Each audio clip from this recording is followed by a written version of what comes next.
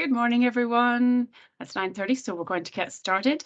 Thank you so much for joining us today. I hope everyone had a fantastic weekend and is looking forward to a lesson all about global citizenship. I know I am, definitely. So let's get started.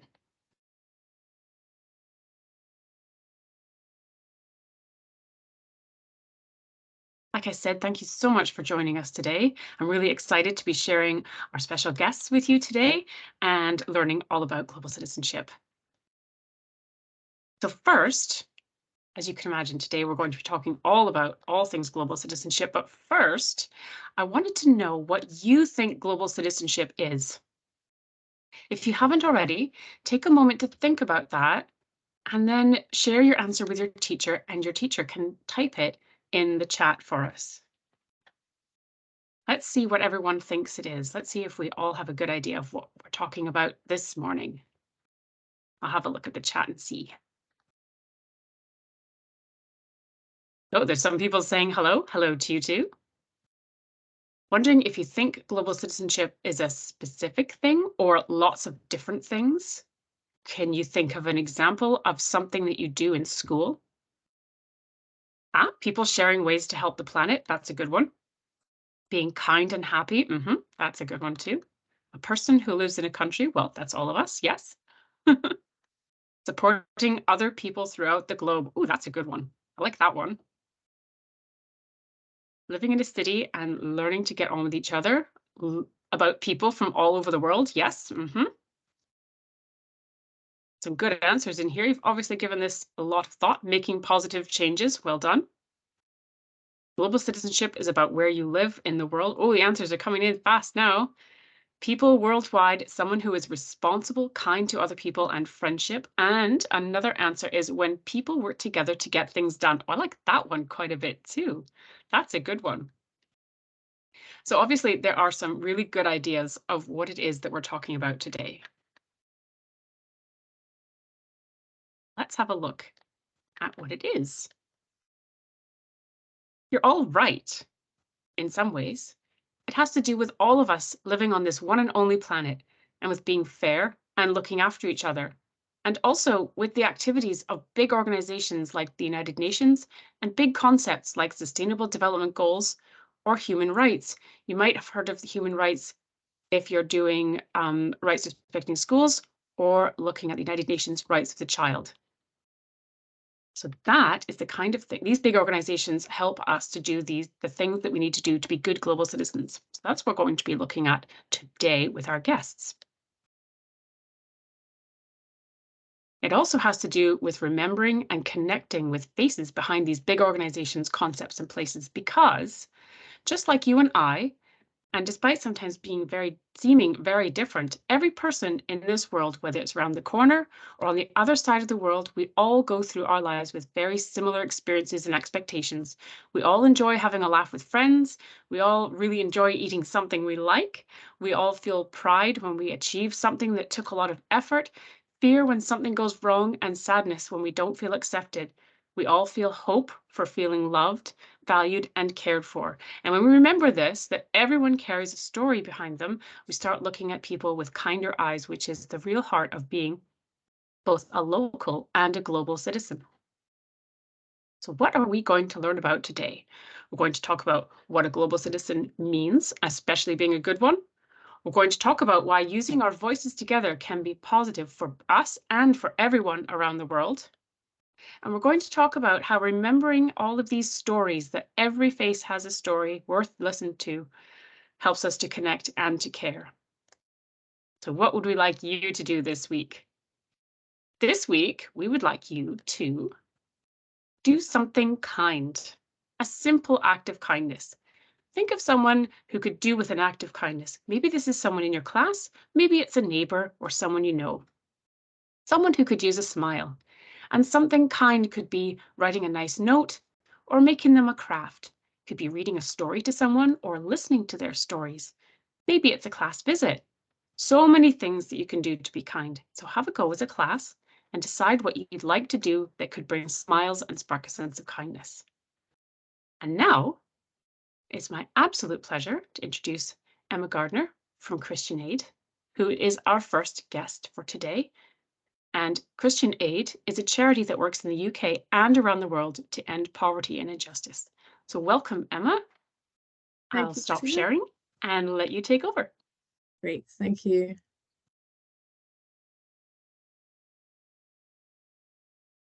So let's hope this works.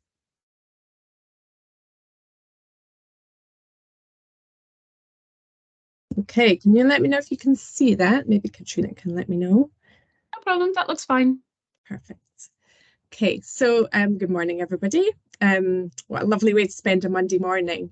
My name is Emma, and I am the Education Officer for Christian Aid in Scotland. So Christian Aid, like Katrina said, we work in the UK and around the world to create a world where everyone can live a full life with no poverty. And that's our ultimate aim. And this morning, I'm here so that we can talk about what it means to be a global citizen. And Katrina's already touched on some of the things that I'm going to talk to you about. But talking about global citizenship can feel like such a big thing. It can feel like a really kind of overwhelming, huge concept to think about. So I wanted us to start really small and think about what it means to be a good neighbour. Now, I'm sure you all know what it means to be a good neighbour, whether it's being considerate of other people, how your actions might affect other people, or helping in your community. So I can move my slide forward. I'd like you in your classes to have a little think about what being a good neighbour means and put some answers in the chat box. So have a think about it. Maybe if you've got a whiteboard, you could write your answers on the whiteboard and show them to your teacher. Maybe you could have a little discussion with your shoulder partner. Think about where you live. Are there neighbours close by to you? Are they a bit further away? Do you have neighbourhood events that bring people together? What about school? Your school's a community, and you can think about everyone within the school being a neighbour. How do you ensure that you're being a good neighbour within school? So maybe we'll get some answers coming into the chat. We always tend to think about neighbours as the people who are very, very close to us. But of course, in our chat this morning, we're going to be thinking about being a neighbour as a much broader concept, and sharing that with people who are not necessarily physically close to us. So we've got being kind, not dropping litter and helping out. Yeah, absolutely.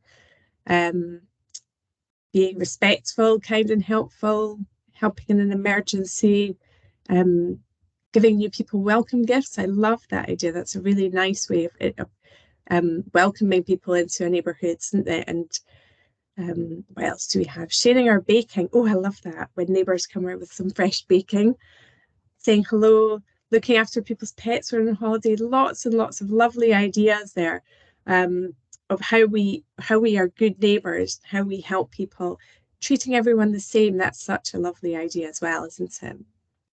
So I'm sure that you've spent time in school talking about what it means to be a responsible citizen as well, both in school and at home and around your community. Clearly from your answers, that's very strong in all of your schools. So what about when we consider extending that idea beyond our school, beyond our community, and thinking about being a good global citizen? So as Katrina was talking about right at the start of the lesson, what does it mean to be a good global citizen? So I have some options for you in this one. And this is kind of my definition of being a good global citizen and Christian Aid's definition, what we think it means to be a good global citizen. So again, you can put your answers in the chat for this one, but you just need to type A, B, or C. So is it A, traveling all over the world, visiting lots of different places, really kind of learning about people and their communities and their cultures? Do you think it might be B, understanding the wider world and your place in it and how you can affect the wider world? Or do you think it's C, speaking lots of different languages? Is it about really kind of being able to communicate well with people. So lots of answers coming in, and I think almost all of them are saying B. So you're obviously all really good global citizens. You really understand what this is all about, which is great. So let's just share the answer here. That's right, it's B. So when we talk about being a good global citizen, we talk about understanding the wider world and your place in it and how you can affect that. You don't need to travel all around the world to learn about it. Obviously, that's nice. It's a very privileged thing to be able to do. But we are really able to connect with people in places around the world, particularly now through the internet, through social media, as well as books and films. So there's lots of ways that we can create those connections with people in other places and learn about their lives without having to go and be there and meet people. So, two things that connect us with communities and people around the world are the food and drink that we consume and the clothes that we wear. So take a moment just to look at the label on your jumper or your cardigan. I'm gonna just look at mine and just have a look at when it was made. Just share that with your class. You don't need to tell me in the chat. Mine was made in China. I suspect probably quite a lot of you have got jumpers that were made in China or maybe Bangladesh or Turkey, places that are really, really far away.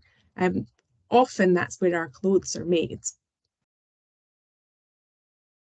So we have these invisible connections to people around the world that often we don't think very much about.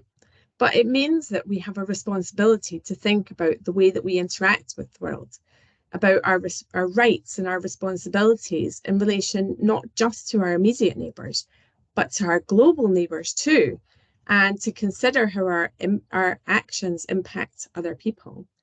We're very used to thinking about how our actions impact those people who are very close to us and nearby.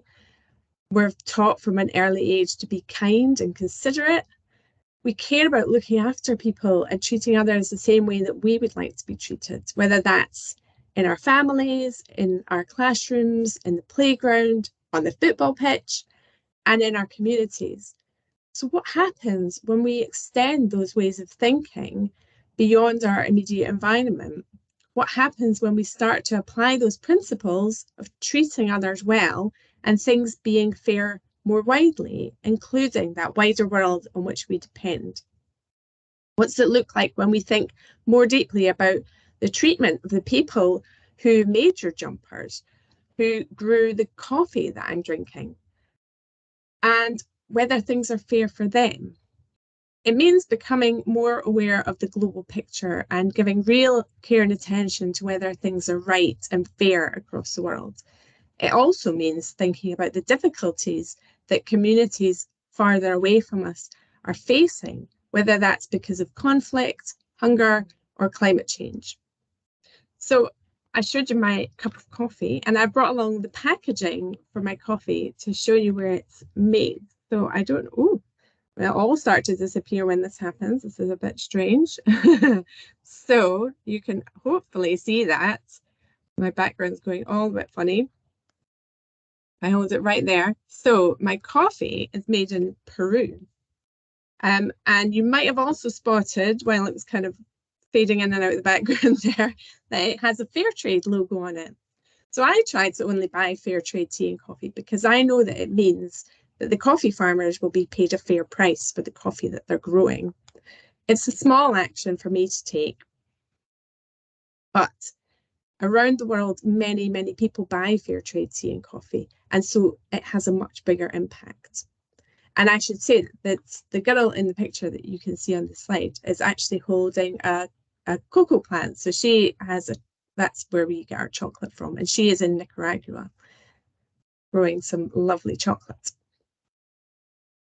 So I just want to tell you a little bit more about Christian Aid.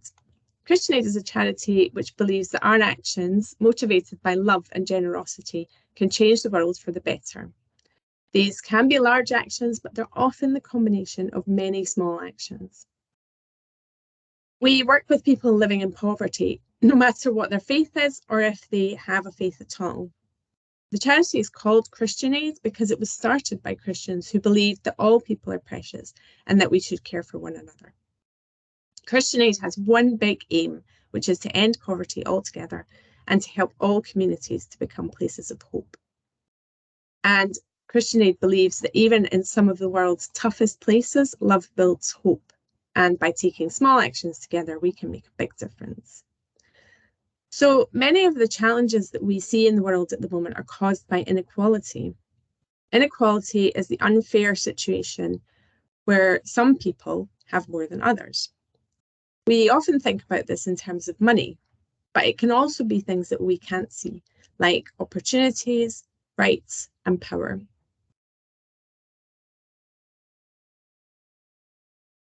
So it's kind of all about fairness. Okay, the world is not really a fair place. So what does fairness mean to you? It's a slightly different question, isn't it? Not really about global citizenship, not kind of about being a neighbour, but not really. It's more about if things are equal and if things are just. So what does fairness mean to you? And again, you can type your answers into the chat if you've got any answers in your class. Maybe you think it's about treating everyone equally or making sure that everyone has the same opportunities. Sometimes we can see people being treated unfairly because of where they come from, or maybe they have a different accent. And how do we make sure that everyone is being treated fairly? Oh, so there's some answers coming into the chat already. It's really fast.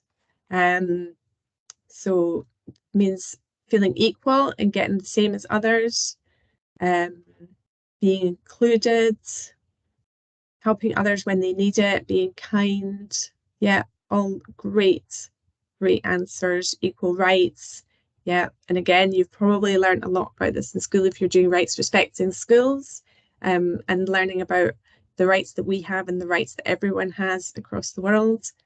Everyone having access to food and water. That's so important, isn't it? No discrimination. Yeah. Equity over equality. Okay, brilliant answer as well. You're really on the global citizenship, really know all about it. When everyone gets the same, but some people need more than others. Yeah, that's a really great answer. And about opportunities. Amazing. I'm loving your answers this morning. So maybe after the lesson, you could take some of the answers that we've had in the chat, some of these brilliant answers. You might want to join some of these ideas together to create a fairness poem for your classroom. So there are many actions that we can take to try and create a fairer world. These can be something very small and close to home or school, or they can ripple out to have an effect across the globe. It can often feel like we are powerless to make change in this world, but by joining our voices together, that's when we can be really powerful. So just to make this a little bit easier to understand, imagine you've got a penny. You wouldn't be able to buy very much with a penny, would you? Some places still might have a little sweet shop nearby where they still sell penny sweets. I don't think there's very many of those around anymore. But if you start to put your money together, then you have something that's greater than the individual coins on their own. When we want to change the world, it's very easy to think of ourselves like a 1p coin and keep our voices and our actions very quiet because we don't think we can make much change by ourselves. We can't do anything alone. But like the coins, when we come together and work together, the value and the power of our voices is much bigger. So we're going to do a little activity now to create a speech bubble collage. Okay, so it's kind of visual representation of what it looks like when we start to bring our voices together. So hopefully your teacher has a large speech bubble I think I might need to switch my background up to show you this. Just going to really quickly do that. If I can. Because it's definitely not helping me this morning. Right, so here we have. Can you see? I don't know if you can see on that piece of paper, but I have drawn a large speech bubble. You might not be able to see it. So what we're going to do, each of you hopefully also has a small piece of paper. And you can draw a speech bubble onto the piece of paper, but you don't have to. We're going to write a statement onto the paper. So I've got some examples on this slide that I can hopefully show you. So statements around using your voice or working together or being a good neighbour or being a good global citizen or fairness. There's lots and lots of things that we've already talked about this morning in the chat, which have been brilliant. So I'm going to show you a few examples. I've got, I can use my voice. Got, I care about my global neighbours.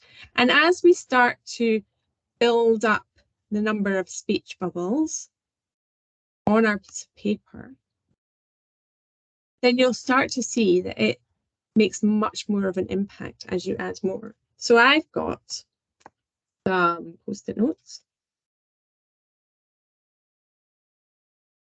So on this one, I wrote, together we can make change. And I'm going to just stick that onto my speech bubble. Okay.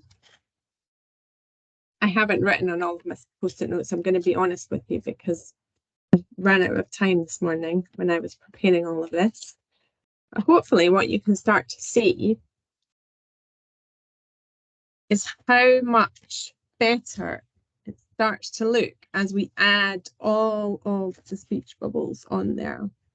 And I've also at the same time got some more, all these voices coming together, and hopefully that's what you're starting to see in your classroom.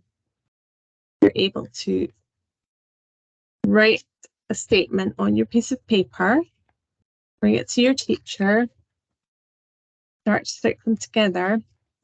See that one voice, one post-it note, one piece of paper, not much by itself. When we add them all together, it's much stronger, has much more of an impact. And I'd love to see, after the lesson, if you want to take some pictures and send them to us and show us all your speech bubble collages. And I'm sure that they're going to be amazing. So here's mine. I'm sure it won't look as good as yours. Okay. So you're probably still all working away on that. But you can finish it off at the end of the lesson later on today. So I'm just going to keep moving on so that we don't run out of time this morning. So there are many people in this world who have raised their voices and started to make change. And I wanted to share some inspiring quotes with you to think about. Perhaps later on you'd like to use one of these as a display in your classroom to help inspire you to influence change. So the first two quotes come from Martin Luther King Jr., who is a prominent leader of the civil rights movement in America. So the first one is, "The time is always right to do what is right." And the second one is, "Darkness cannot drive out darkness. Only light can do that. Hate cannot drive out hate. Only love can do that." I really like that one. It's very powerful.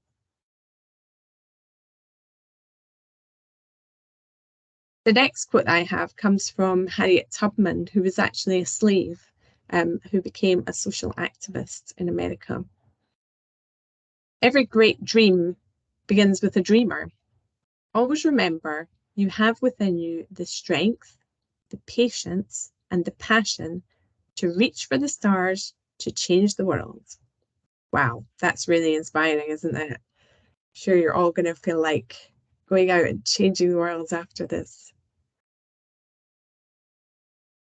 Oh, the original question for the speech bubble. So the speech bubble can be anything you want it to be around what we've been talking about this morning. So something about global citizenship, something about fairness or equality or injustice or working together, about using your voice, anything at all, really. It's not, there wasn't a kind of specific question. So.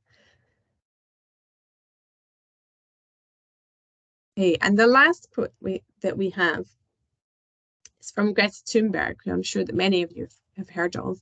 When I'm taking action, I feel like I am helpless and that things are hopeless, because then I feel like I'm doing everything I can. So I've included a quote from Greta Thunberg because she is such a good example of, I'm just going to stop sharing my presentation just for a second because Katrina's going to take over.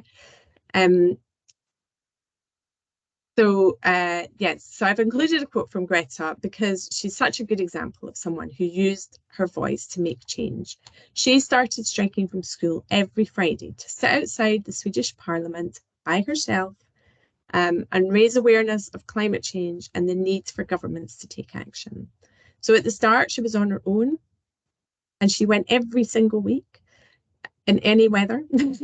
But other students began to join her, and she has now inspired a global movement of school students who join protests on a Friday to raise awareness about climate action. And I wanted to just share this clip from ITV News, which shows thousands of children and young people joining Greta at protests in Glasgow before COP26 in 2021. So maybe you were there, or maybe you know somebody who went along and joined in this protest. So Katrina's going to share that for us. Thanks, Katrina. This movement started with a lone 15-year-old girl striking outside her school every Friday. Today, Greta Thunberg was joined by 15,000 following in her footsteps through Glasgow. When I watched I Am Greta, I just felt so inspired. We're trying to make up for lost time, really. Make up for lost time? You don't see this as skipping school to be here today? No, absolutely not, because we are the future generation and they're going to have to live with the effects of it. Just make action now. We want action. We want justice. We want equality. Action. And we want it now! More action. How old are you? 11 years old. Is this your first protest? Yes. These Fridays for Future marches are now a global phenomenon. And in the host city of COP26, children, adults, and even four-legged campaigners marched for miles to hear their de facto leader speak. Some people say that we are being too radical, believing that our civilization as we know it can survive a 2.7 degree or a 3 degree hotter world. On the other hand, is not only extremely radical, it's pure madness.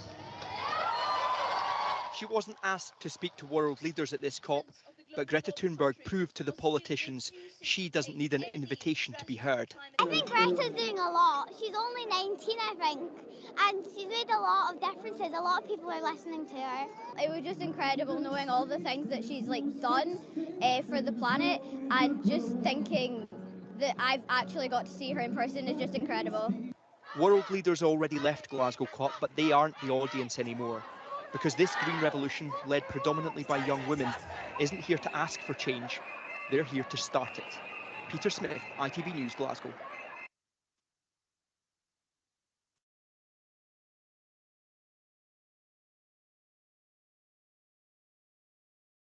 Emma, you need to unmute yourself, please.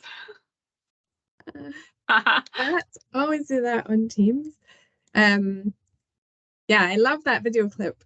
Lots of very enthusiastic and passionate voices there sharing in the protest with Greta, and it's very, very inspiring.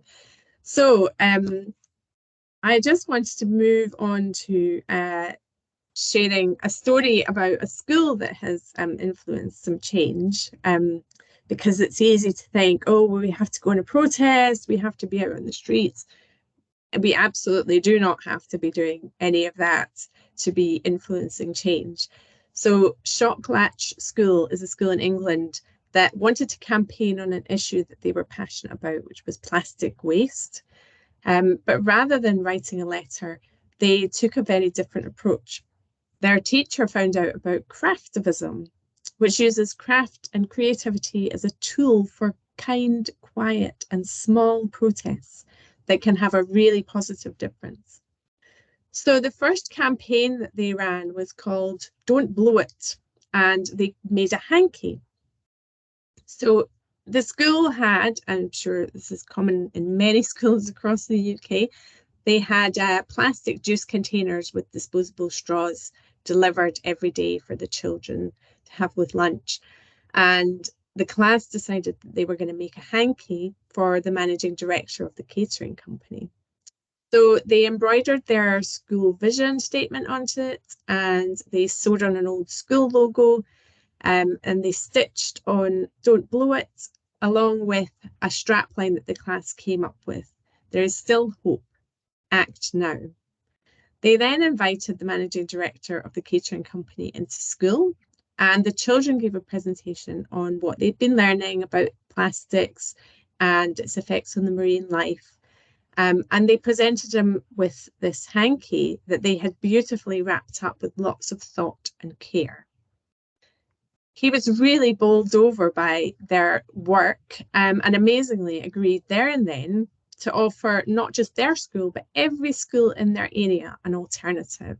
So they now have reusable beakers which get washed up, and the company just provide the juice rather than providing it in containers with plastic straws. So they were so fired up by having made this amazing change that they then decided that they would make a second hanky and send it to their local MP. That's their member of parliament in the UK government.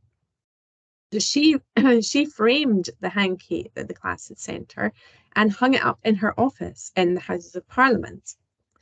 I am just going to put my background back on. So the class went to visit her at the Houses of Parliament, and they thought it was great because it really showed that she valued the gift that they'd sent her, because she'd put it up on her wall. So later, she wrote to let the class know about a presentation that she'd seen Sir David Attenborough give to the government's Climate Change Committee. And in it, he had spoken about how the voices of young people gave him hope for the future, and how he believed that the pressure from different generations would give the government some impetus to act. She added that it was the actions that the pupils had taken that had really kind of changed her mind about thinking about climate change, and really encouraged her to support climate change measures that would come up in the Parliament in the future. So what I wanted to think about now is, this is called an influence map. Okay, so this is how we can start to think about who are the people within our lives that we have influence over. And so we would draw, and I don't think we'll have time to do this right now, so I'm going to just describe it to you, and then hopefully you can do it later today or later this week, and you can share them with us if you'd like to. So in the middle, you would draw a circle and put yourself or your class, if you'd like to do it as a class activity. And then the first circle out shows the people that you have direct influence over. So those people in your lives that you can chat to really easily, and that they will listen to you, and you might be able to influence some of the decisions that they make. So the people that I've put in there might be people like friends, it might be your parents, and it might be your teachers. Probably within school you'll have lots of ways that pupils can use their voice in school and influence how things are happening. You might have a pupil council or an eco schools committee, And I'm sure that the teachers are very keen to hear ideas that you have for doing things in a different way. On the outer circle, we have the people that you might have a little bit less influence over, but that you can still try and influence. So within that group of people, I've put your local councillors, your MSP, member of the Scottish Parliament, and your MP, member of Parliament for the UK government. And again, you know, you might feel like these are people who are really far away and they're really powerful and they're not going to listen to you. But if you write to an elected representative, so these are all people that we vote for and are elected, if you write to them, they have to write back to you. It's actually a legal requirement of their role that they have to write back to you. So that's a really good tip. And actually, often they're really interested in hearing what young people have got to say about issues, both within their local area and in the wider world. MSPs particularly, I find, are really keen to hear from schools and will really be keen to engage with you. So there's a little tip. Try and see if you can invite your MSP in to have a chat about some of the stuff we've been talking about today, or things that are important to you. Okay, so I think that's me coming to the end of my presentation. I just wanted to say, hopefully, some of these examples will show you that there are lots of different ways to make your voice heard. There are so many ways to use your voice to influence others and as a force for good. And remember, and this is really important, none of us has responsibility for fixing big global problems. It's just not things that we can fix by ourselves. But when we all work together in big ways and in small ways to use our voice, it creates a big chorus, and that really can lead to change. So thank you.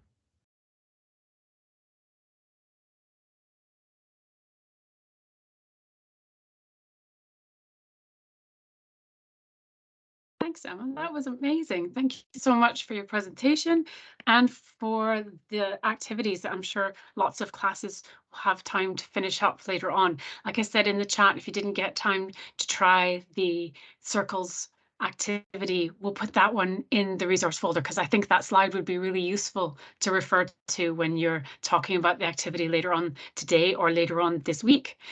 And as always, I'd like to invite everyone out there, if you have any questions for Emma that you think you might like to ask, whether you think of it just now or during the week, please email them to us at ecoschools@keepscotlandbeautiful.org and we will pass them on. And if you'd like to attend our assembly on Friday, we will hopefully be able to have answers for you then. So we're not finished quite yet. Does that work? Yeah, there we go. So we're going to take a wee break because we know that many classes right now will be headed outside or taking a wee break in their class. So we're going to have a short break and we will be back at 20 minutes to 11 or 10:40. And in the meantime, we have a couple of activities for you to do if you're not headed outside just now or your break time is slightly different. So first of all, we have a word search, which I'll keep on over the break. But we're going to disappear for just a little while and we will come back at 10:40. Emma, I would like to thank you again for all of your time. And I hope that you don't mind answering some questions and maybe you'll even be able to pop back and join us on Friday for our assembly. That would be very nice.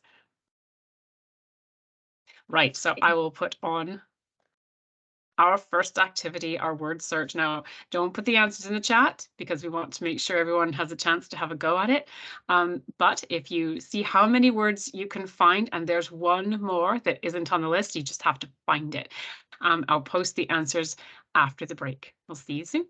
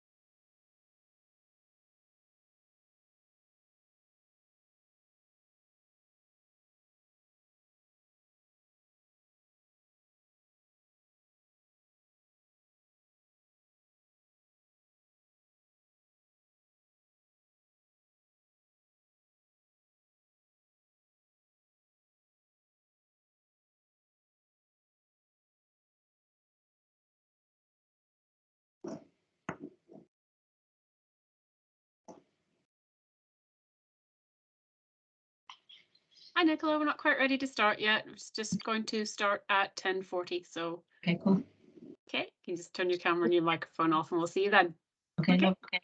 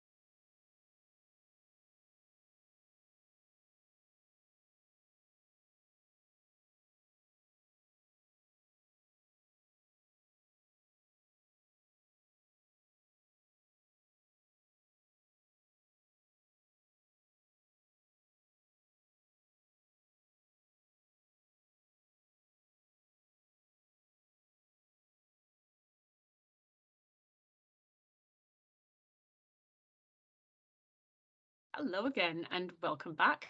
I hope you're able to find the answers to the word search. I see so many of you in the chat have cracked the code. Well done. Thank you to everyone for not putting the answer in the chat. So if you didn't get enough time or you were busy outside playing or having a snack, the word search and the crack the code activity will be in the resources folder shortly after we finish today. So you can print them out or put them up on your screen and take time later on to have a go at them. So I was going to show you the answers, so look away now if you have not already done them. Right, so remember this was our word search, and if you want to see if you were correct, there are the answers. No peeking if you haven't done it already. I'm going to go quickly so that it doesn't spoil it for everyone else. And cracking the code, there was the answer. All right, so no cheating if you haven't done it already. But right now, I would like to introduce you to our next special guest. A huge thank you to Nicola Davies for joining us today. And also, as always, thank you to our friends from the Scottish Book Trust for helping us to make this workshop happen. Nicola is an author and she will be sharing some of her stories with us today. Welcome, Nicola. Hello, lovely to be here. Absolutely lovely to be here. I'm going to share some stories with you today. But what I'm going to start with is actually a picture. I don't do the illustrations, my books mostly, and you'll see why. But I want to show you a picture and I want you to tell me what it is. It's very simple, very easy. There we go. Okay, it's just a circle, 2 dots and a line, but you can probably see that it's a face, can't you? Even though it doesn't look very much like a face. We human beings are absolutely brilliant at noticing faces and noticing what they tell us. In fact, you've been good at noticing faces ever since you were born. If you show this picture to a newborn baby, as long as you hold it near enough their face, because they can only see about 40 centimetres away, they'll be really, really, really interested because we are all born with that fascination for faces. And faces can tell us things. Now, I wonder if you can tell me what this face is telling you. What is this little face feeling? It's not very happy, is it? That's a very sad little face. And again, very, very simple, 2 dots inside a circle and a line, and immediately you look at that face and you know what feeling it's conveying. And what about this one? A couple more lines in this one. Those eyebrows drawn down, that downturned mouth, that is someone who's really quite what? Quite cross. Yeah, that's right. And what about this one? There you go. Little upturned mouth. We all recognise that one absolutely immediately, don't we? That's a very happy little face. Now, why are human beings so good at reading faces? Why does it matter? Well, the thing is, we are very social animals. We're not meant to live alone like tigers or eagles. We live in families and in communities and in cities. And the success of our lives actually depends on our ability to get on with other people. And that ability to get on with other people depends on 2 things. First of all, looking at faces and listening to voices and working out what people are feeling. And then using a bit of imagination to put ourselves in the same position as that person, to look at their face, see their sad face, and understand what it would feel like to feel that sad. And that's what empathy is. Now, empathy is actually a human superpower, and it's the thing that allows us to understand other people and to get along with them. We are much, much better at understanding the face of somebody that we know was somebody who's familiar to us. I bet if you looked at your best friend's face from the other side of the playground, you could look at them and instantly know what they're feeling. But somebody who's unfamiliar to you, perhaps somebody who's come from another country, doesn't look quite like you do, you might not be so good at understanding what their face is telling you. And if you don't understand what their face is telling you, that can sometimes mean that your empathy superpower doesn't work as well as it should or as well as it could. Now, when I was a little girl, I moved house a lot, and that meant that I was very often the new girl in a school. And I'm sure many of you out there have had that experience of moving to a new school and you don't know anyone, and you know, maybe your accent is a bit different from the kids in the school, or you know, you're wearing the school uniform from the last school you went to and it doesn't matter, you know, all those things that make you stand out as being the new kid. And sometimes that means that people don't look at your face, don't notice your face, don't realize what you're feeling, and that can sometimes make them a bit unkind. And my experience as a child going to new schools was that I was bullied. People were really horrid to me, they picked on me, it was jolly miserable, and I'm sure there are other people out there who've experienced that too. But the really disturbing, horrid part of this story from my life that I'm sharing with you is that one of the ways that I stopped being bullied was becoming a bully myself. When there were other children who joined my class who were even newer than me, I joined in with the bullies, bullying them so that I didn't get bullied. Now, of course, I'm not proud of that. It's really, really horrible. And bullying, as you know, is, well, it's horrible to be on the receiving end of it, but it's also horrible to be the person who's dishing it out. The good news is that just like human beings are naturally good at reading faces, you know, you could tell what emotions these very simple faces were conveying to you. They're also really, really good at changing behavior. So we can change our behavior for the better. So I wanted to put all of that story about my childhood being bullied and being a bully into a story to share with people. So I wrote this book. It's called The New Girl, and there are lots of clues about what it's about on the cover, so you can take your time and have a jolly good look at those maybe after the session. The illustrations are done by my lovely friend Kathy Fisher, and there's lots of information about the story and about the characters that's in the pictures and not just in the words. So this is how it starts.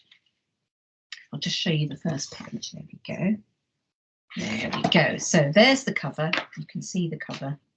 And if we turn over the pages now and we go to the first page that the story begins on, which is right here, and that shows us, you can see there she is, the new girl, and she's standing in a hall and it's looking very dark, and you can see the shadowy figures of the people at the top of the stairs.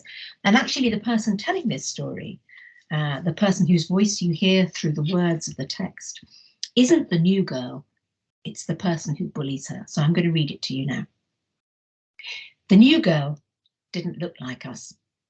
She didn't understand a thing we said, even when we shouted. She was wrapped up like a parcel. We wondered what she hid beneath those clothes. Her lunchbox food smelled funny, so we made her sit apart to eat it. And you can see in that picture, can you see what she's doing with her feet? She's got one foot on top of the other. She's looking down, her hair is a curtain. She looks very, very tense and nervous. And she looks very alone, doesn't she? At the end of every afternoon, she walked away from school alone. And there she is going down that staircase again. And she's looking very sad and sorry for herself, I think. You can tell, even without seeing her face, you can tell from her body posture that she's not very happy. And that's another thing that we're really good at reading, us human beings. We're not just good at faces, we're also good at reading bodies and what somebody's posture is telling us about what they feel. And this is where it gets really horrid. You can see from this picture, you can see they're pointing, they're kicking. That's jolly unkind, isn't it? That little girl is really on the receiving end of some not very nice behaviour. Every day we laughed at her. We caught cruelty like a cold that drew the winter down around us all. Now, I know that sometimes when humans get into a gang, we can sometimes egg each other on to do things that are not very nice and not behave in our best way and be our best selves. And that's just what's going on here. But in the middle of that dark time, a flower came. It bloomed right on our teacher's desk. We stared at it in wonder. There we go. There's that flower. It's an origami flower. That means a paper folded flower. And it's the art of paper folding is something that's really, really special in Japanese culture. Who could have made this lovely thing? Well, who do you think could have made this lovely thing? Every day there was another. They made us smile. They made the sun shine in our classroom. Now, if you look really carefully at that picture, you know I was saying there's lots of information in the pictures. First of all, look at the clock. Clock on the wall says 8:20. I don't know what time you get into school in the morning, but I'm guessing it's not that early. And if you look around that classroom, there are little paper flowers absolutely everywhere. Some of them hidden under desks. Some of them have been put on the teacher's desk in a vase. They're all over the place, but they've been put there very early in the morning before anybody else gets in. So that's a bit of a clue, isn't it? So let's look at the next page. When no more came, we waited days and days. We were so sad. Our teacher said that we should try to make our own. So maybe what happened here is that the new girl, who I'm sure you've guessed is the one who's been making these flowers, perhaps she's away for a few days and the new flowers don't come and everybody's a bit disappointed they don't see any more. And on the next page, I took a sheet of paper and tried to fold a flower. Instead, I made a crumpled mess. I scrunched it up and threw it on the floor. Well, she's had a real temper tantrum, hasn't she, this narrator? Because not only has she thrown her own paper flower on the floor, but she's knocked the vase with the other paper flowers and their little straw stalks off the teacher's desk and broken the vase. Oh dear. So let's see what happens next. The new girl picked it up. She smoothed out all my creases. Now that's interesting, isn't it? She smoothed out all my creases. I wonder if it's not just the creases in the paper this new girl is smoothing out, is it? She smoothed out all my creases, then carefully, with clever fingers, she folded up a flower and held it out to me. Now, on the next page, for the very first time, we see the faces. We haven't really seen the face of the new girl yet, have we? We've only seen the side of her and her hair, but here we can see her face. And the other face we see now is the girl who's been telling the story, the one who's been leading the bullies, perhaps, and being not very nice to this new girl in her class. And for the first time, they can see, they're really looking at each other's faces. And that's a really important moment, isn't it? Because when you look at someone's face, really look, then you can start to understand what it is they're feeling. And on the next page, everybody is making flowers. That day we all learned how to fold flowers from a sheet of paper. We learned their names in a whole new language: Shobu, Akibara, Suren, Tsubaki, Akakura, Iris, Rose, Lotus, Camellia, Tulip, and made a garden. And if you look at all those little hands, around those flowers, you can see they're all different. So all the children in that class are different from each other, just as different as the new girl, and yet they can all be friends, and the new girl's ability to do something beautiful has made them see each other properly. And on the last page, what you see is, well, the vase has been mended. And if you look carefully at the way that vase has been mended, it's been put together with sort of gold glue. And that's also another very special Japanese art, the art of mending something that's broken and making it beautiful. When I walked home, it wasn't with the new girl, but with my friend, Kiku. She is named after a flower and made our classroom bloom. And there through the window, you can see them walking hand in hand, all their differences and all the cruelty forgotten.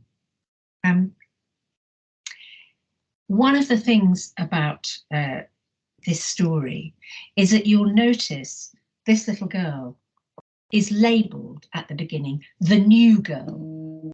Now, sorry, my phone's ringing. I don't know if you've noticed that label, the new girl, is not very kind. It's not a very kind thing to say about someone, to just label them like that. And at the end, she stops being the new girl. She starts being a person with a name and a face, with emotions that you can empathise with. Now, one of the ways that we humans are sometimes not very kind to each other is by applying those sort of labels to people. I mean, we stop seeing them as real people.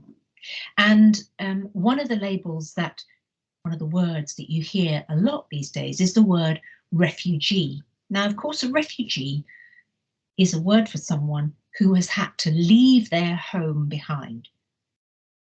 And if you just imagine, what would it take to make you walk out of your front door knowing that you weren't going to come back with maybe just the clothes that you were wearing or a tiny bag?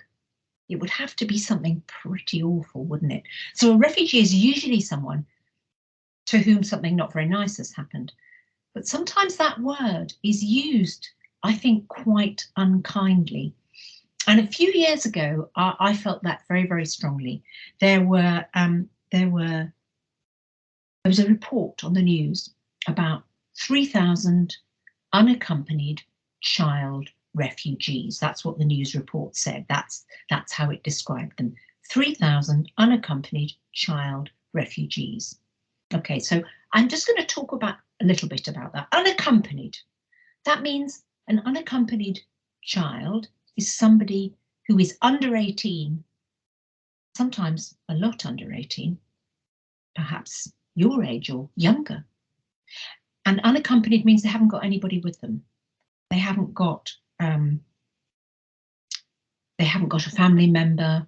There are no grown-ups looking out for them, so they're on their own.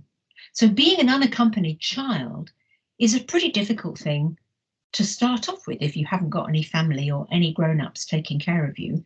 Even if you get fed up with your grown-ups sometimes, your grown-ups are looking out for you. Your teachers, your carers, they want the best for you. And if you haven't got that, you're in a very difficult, unhappy, vulnerable place.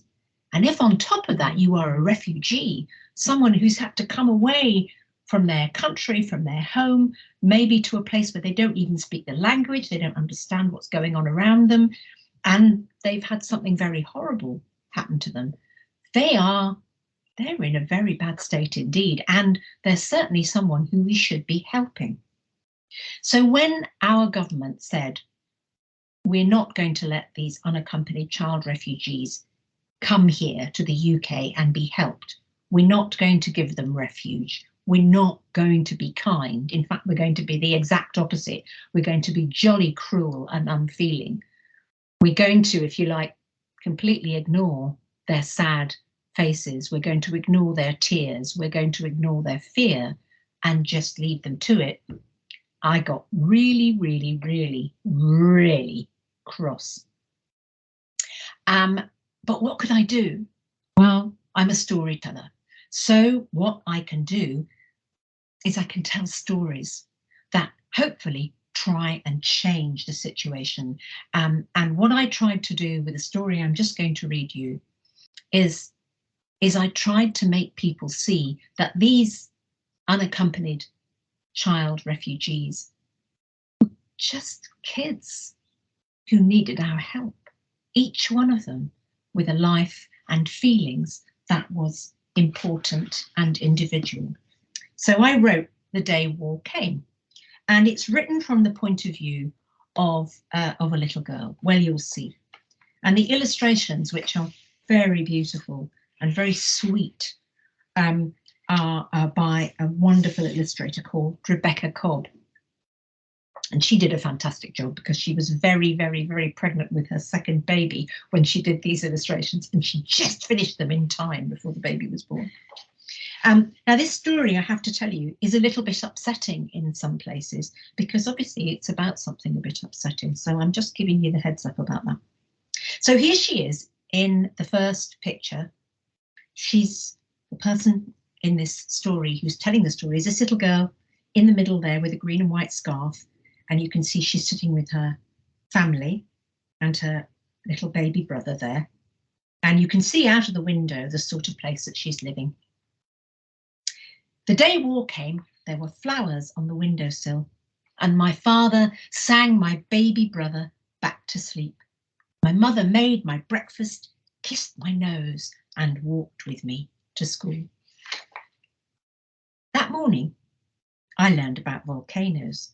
I sang a song about how tadpoles turn at last to frogs. I drew a picture of a bird. Then just after lunch, war came. Now, if you just look in the background of this picture, she's looking happy and dreamy, and she's done that lovely picture of the bird. And then there are all those pictures of volcanoes that everybody else in the class has done. But can you see in the background, flying over the buildings in the distance? Those shapes are helicopters. So that's a bit of a clue that something not very nice is about to happen. And here it is. At first, just like a splattering of hail, a voice of thunder. Then all smoke and fire and noise that I didn't understand. It came across the playground. It came into my teacher's face. It brought the roof down and turned my town to rubble. So you can see she's just in a mess of smoke and dust, and there's been a horrible explosion, and it's just a really, really terrible situation. So this is what happens next. I can't say the words that tell you about the blackened hole that had been my home. All I can say is this: war took everything. War took everyone. I was ragged, bloody, all alone. And you can see what a desperate situation this little girl is in now. She's gone back to the house where she left her family when she went to school, and it's nothing but a bomb site. So she's got no idea what's happened to her family. So she has to get away. I ran, walked over fields and roads and mountains in the cold and mud and rain, rode on the back of trucks in buses, went on a boat that leaked and almost sank, then up a beach where shoes lay empty in the sand. And of course, we hear a lot about people who come across the channel in boats. And sometimes, of course, that doesn't end well. The boat sinks and people are drowned. And that's why there are empty shoes in the sand here. But what happens next is a little bit better. I ran until I couldn't run, until I reached a row of huts and found a corner with a dirty blanket and a door that rattled in the wind. But war had followed me. It was underneath my skin, behind my eyes, and in my dreams. It had taken possession of my heart. And of course, that's what happens to people when they've had something really horrible happen to them, when they've been escaped from a war zone. They're still traumatized, they're still afraid, they're still very shaken and upset and disturbed by all the horrible things that have happened to them. So in fact, it's almost as if they've carried the war with them. I walked and walked to try and drive war out of myself, to try and find a place it hadn't reached. But war was in the way that doors shut when I came down the street. It was in the way that people didn't smile and turned away. You can see she's walking down the streets of the town next to the camp where she is, and nobody's looking particularly friendly. Nobody is taking pity on this poor little kid who just looks at the end of her tether. I came to a school. I looked in through the window. They were learning all about volcanoes, singing and drawing birds. Well, just the same way as she was the day that war came and blew her life apart. And she's looking in there at all the children in the school. And of course, one of the things that children who are forced to become refugees lose is they lose their education. And however much we may all moan about school sometimes, school is fun. You make friends in school. You learn things. You grow. You become a different and better person through all the time that you spend in school. And also, when bad things are happening to you, sometimes school is a comfort, and its routine is a comfort. And children who are refugees, of course, lose out on all of that. So there she is looking in through the window, really wondering why she can't be inside. So on the next page, this is what happens. I went inside. My footsteps echoed in the hall. I pushed the door and faces turned towards me. But the teacher didn't smile. She said, "There is no room for you. You see, there's no chair for you to sit on. You have to go away." And of course, what's happening there is that that teacher isn't really looking at this little girl the way she looks at the children in her own class. She looks at the children in her own class and she knows every single one of them, and she can look at their faces and immediately tell what they're feeling and, you know, be kind and thoughtful towards them. But this new child who's turned up on her doorstep is a refugee. The teacher is seeing her not as a person, but as a label. And what that feels like for the little girl who's on the receiving end of it is that she says, and then I understood that war had got here too. So she goes away. I turned around and went back to the hut, the corner and a blanket, and I crawled inside. It seemed that war had taken all the world and all the people in it. But there is a happy ending, because the door banged. I thought it was the wind, but a child's voice spoke. "I brought you this," he said, "so you can come to school." It was a chair for me to sit on and learn about volcanoes, sing and draw birds, and drive the war out of my heart. He smiled and said, "My friends have brought theirs too, so all the children here can come to school." Out of every hut, a child came, and we walked together on a road all lined with chairs, pushing back the war with every step. And there again you can see the little faces, smiling faces, looking at each other. Children from the school looking at the refugee children and seeing them not as refugees, but as other children like themselves. I've just got a couple of questions for you to think about this story afterwards. And the first is, when she goes into the school, I don't know if you remember that page, I'll just show it to you here. When she goes into the school and the teacher says to her, "There's no chair for you to sit on, you have to go away." Do you think the teacher was really telling the truth? Do you think the real reason that the teacher said to the child, "You can't come in," is because there wasn't anywhere for her to sit on? What do you think? And what do you think about that image on the last page of that row of empty chairs? I would like you to think about an empty chair and the ways in which you can share an empty chair. You can share a chair with in lots of different ways, can't you? If there's one chair and there's two of you, one of you can say, well, if you're a bit tired, why don't you sit on it now and I'll have a turn in a minute. You can do that. Or you can say, I don't need my chair, you can sit on it.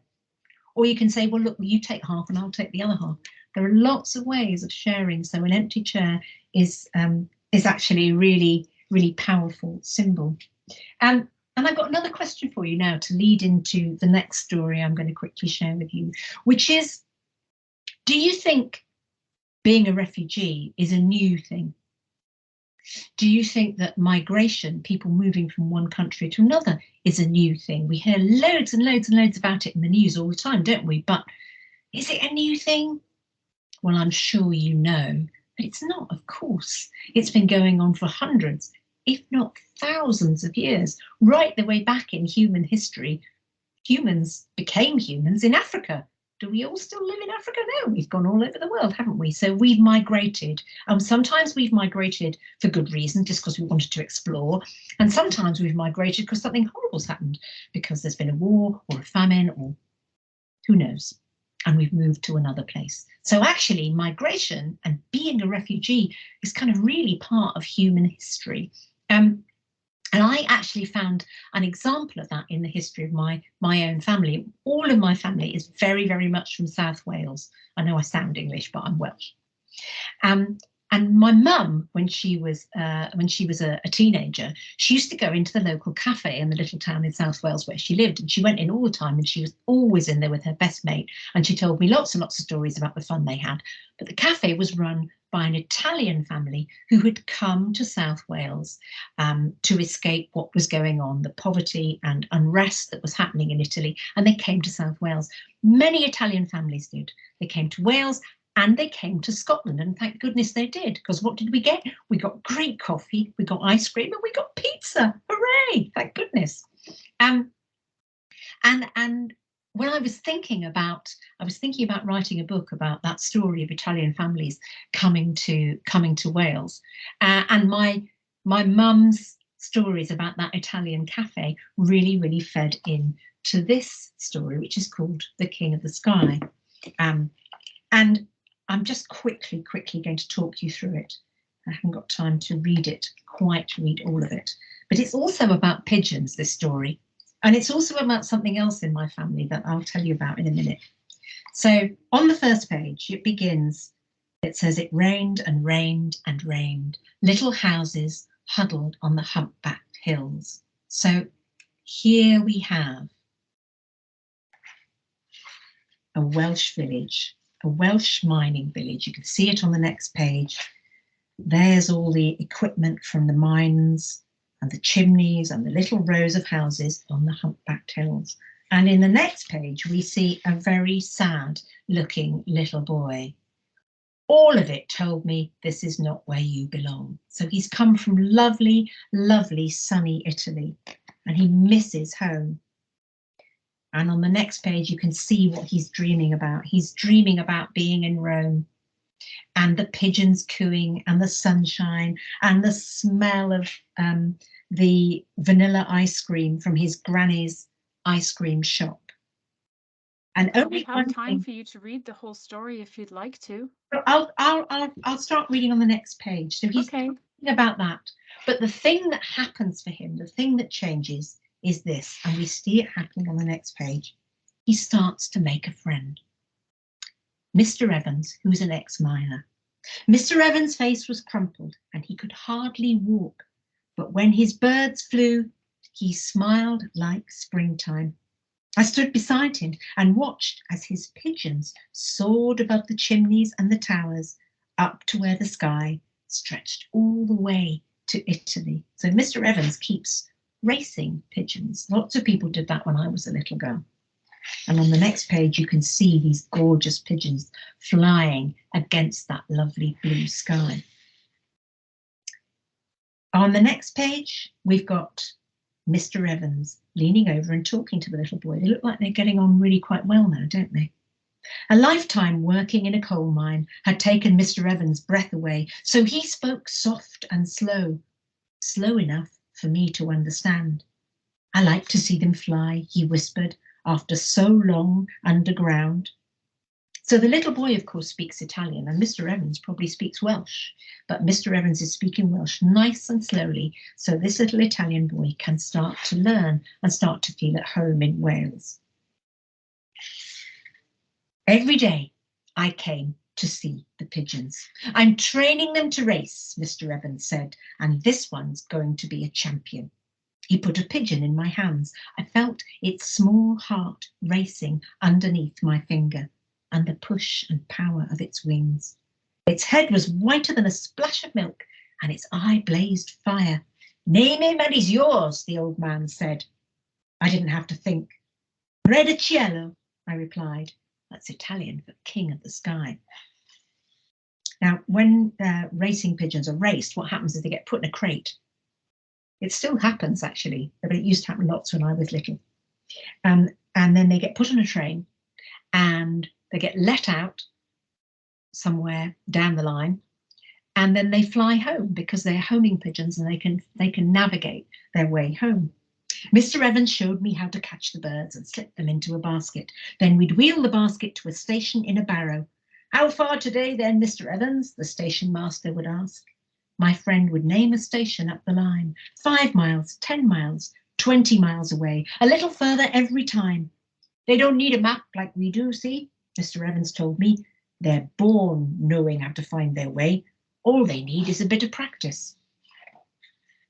So here on the next page, we see the pigeon flying, the pigeon with a milk white head, and the little boy watching. Back at the loft, we'd wait, eating Mrs. Evans' Welsh cakes and squinting up into the sky.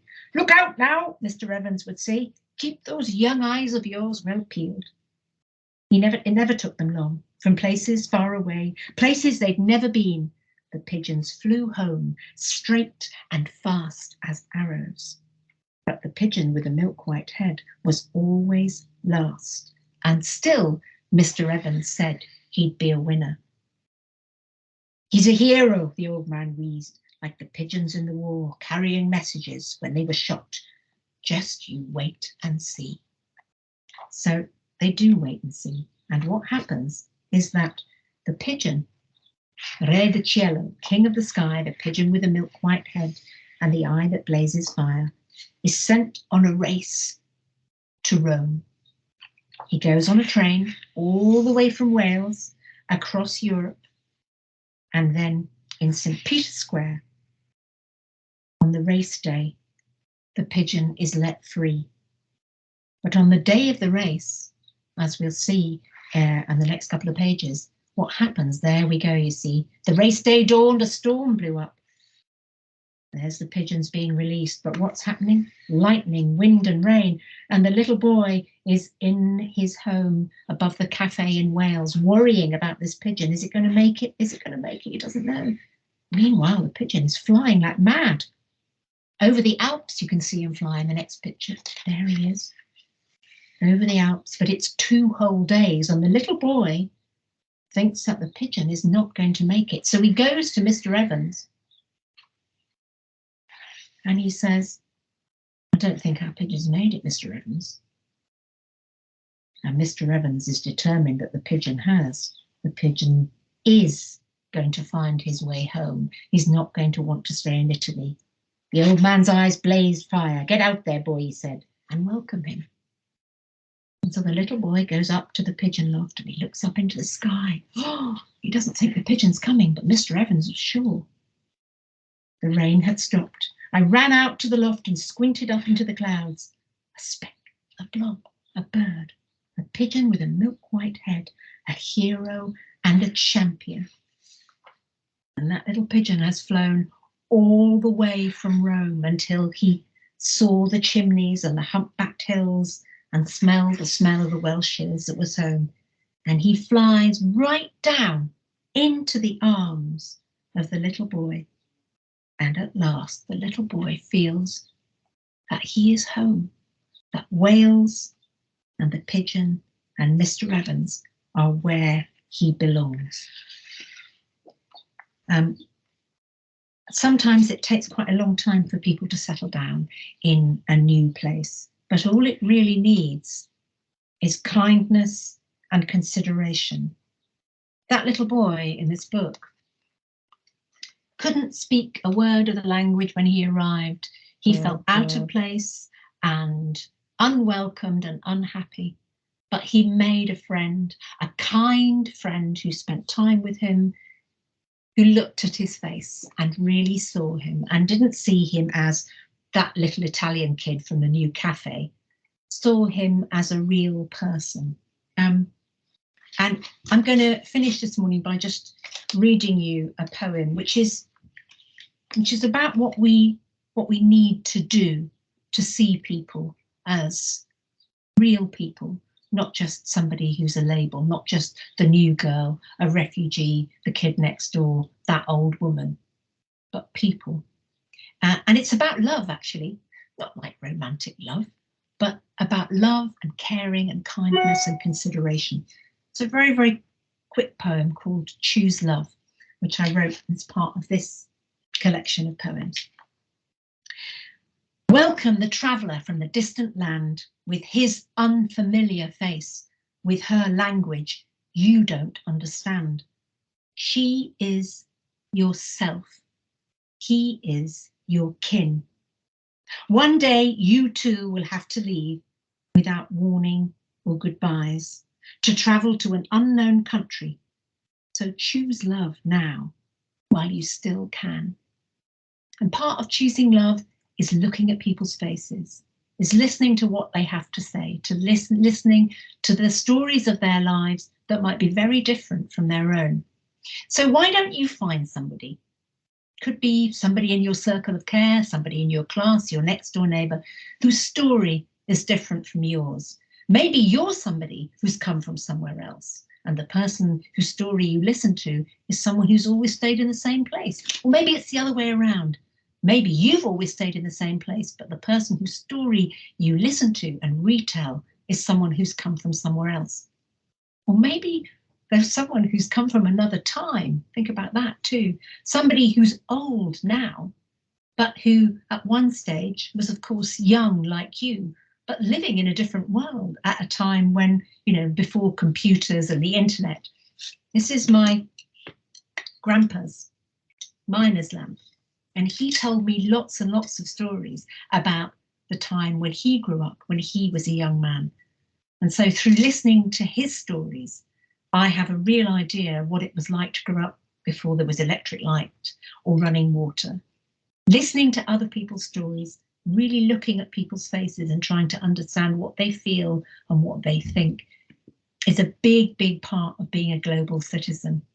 It's a big, big part of understanding the people around you and then everybody with whom we share our lovely planet.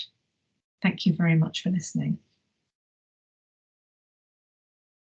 That was lovely. Thank you so much. I really enjoyed all three of those stories. They're just lovely stories and full of so many different emotions. We're actually sitting here going, actually really moving. So thank you so much for reading those to us and sharing the beautiful illustrations. That was lovely. As always, when we have a live lesson, I just want to invite anyone who has a question for Nicola, maybe about the stories that she's shared with us today, or her experiences, or what it's like to be an author and how she came to tell the stories that she has. If you have questions, please do email them to us at keepscotlandbeautiful.org. See, I'm so flustered. And we'll share them with Nicola, and hopefully if you're able to join us at our assembly on Friday, we will have answers for you. And also today, I'd like to invite you to take this workshop a little bit further And maybe write as if you're in somebody else's shoes. Like Nicola was saying, maybe think about someone you know or someone you're related to. Think of someone else's experience and try to imagine what it's like to be the person living in that experience. Maybe how it feels for someone to move to Scotland from abroad, like I did, or even to move to a new town for school. And if you know someone who has lived that experience and you can, ask them some questions and really listen to their answers. And then write as if you were the one doing a similar journey.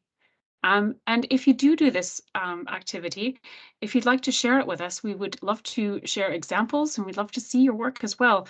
And I'm sure Nicola would as well. So if you do complete this activity, please do send us some examples. And if we're able to share them, please let us know because we'll share them on Friday. Now, just to wrap up our day today, it's been lovely spending the morning with you.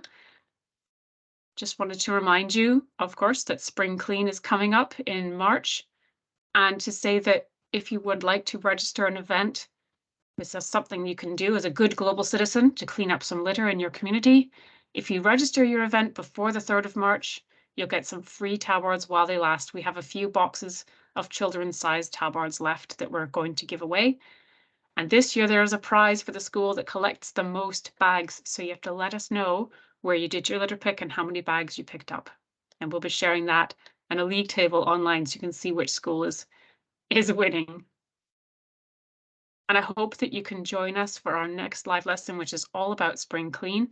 And that is the week commencing the 20th of March. And we also have a mini lesson with Edinburgh Dog and Cat Home coming up on the 6th of March. So we hope to see you then. And of course, before then, we really hope that you can join us on Friday morning for the assembly that goes with this live lesson. And I'll leave you with the inspirational message that we share at every live lesson. Remember that we can make the difference, we can be the difference, and we are already making the difference and being the difference. This is all about how gathering together to share our voices together makes us so much stronger. Say hello to us if you like and share your work on social media. We'd love to see what you're doing. We'd love to see the activities that you take part in this week. Remember, you can find us on all social media platforms at KSB Scotland, or you can email us at ecoschools@keepscotlandbeautiful.org. Thank you so much for joining us this morning. I'm looking forward to seeing you on Friday. Thank you to Emma and to Nicola for taking the time to join us today. That's all we have for this morning. Thank you. You want to wave bye? Thank you. Thank you so much, everyone.